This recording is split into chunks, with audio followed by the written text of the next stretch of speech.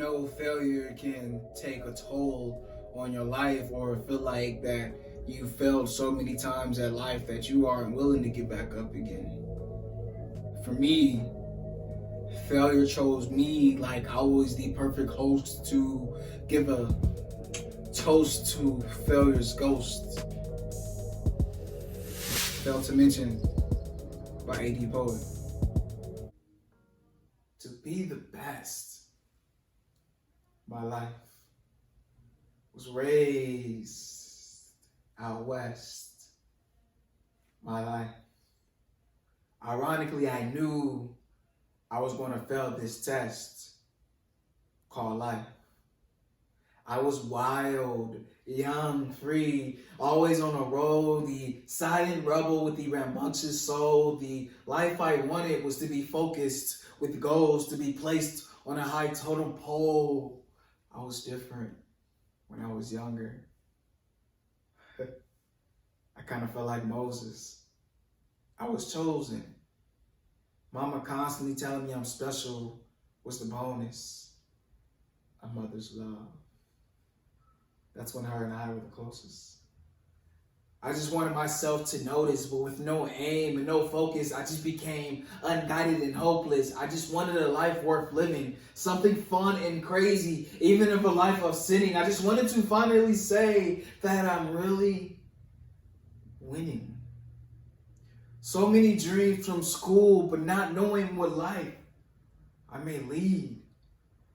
Dreams of traveling the Atlas, living in a beautiful mansion or palace, but on a real canvas of me, I honestly became tactless.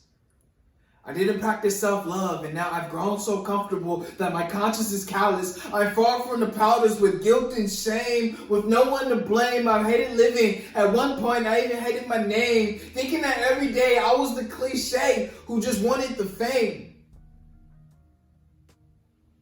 You see, I tolerated and operated my life with so many, I'll do it tomorrow. I'll start working on me on Monday. I'll follow those goals that'll make me somebody someday. I'll get to it. I'll get to it.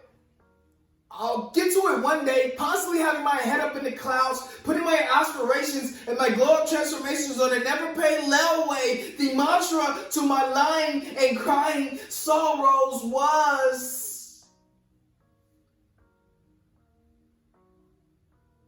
that there are only so many tomorrows.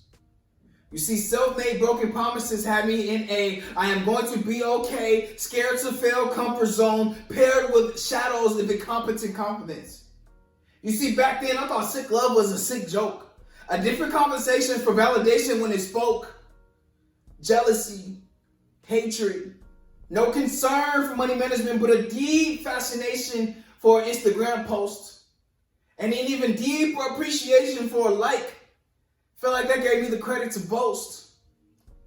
You see, failure chose me like I was the perfect host to give a toast to failure's ghost.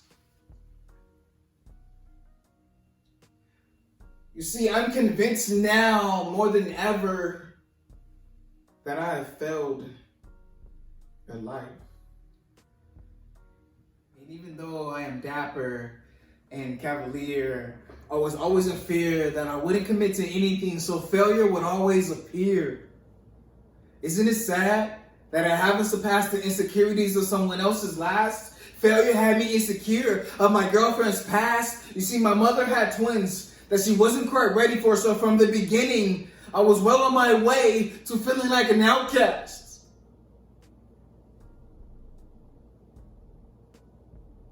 Failure.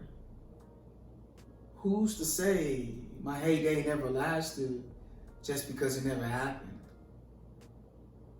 I failed to mention the amount of tension I built upon myself just for attention. I failed to mention my lack for improvement, suffer from prevention. I failed to mention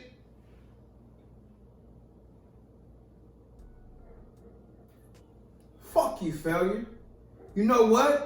My heyday is down. I'm finally standing tall for myself, and I vow to turn my back on you, failure. Don't you turn away from me. I'm talking to you now. I put my word on the line. I put my life in danger. And plus, My son said he's the red beast morpho Power Ranger, and from this moment forward, he and I will look at failure like some broke-ass stranger.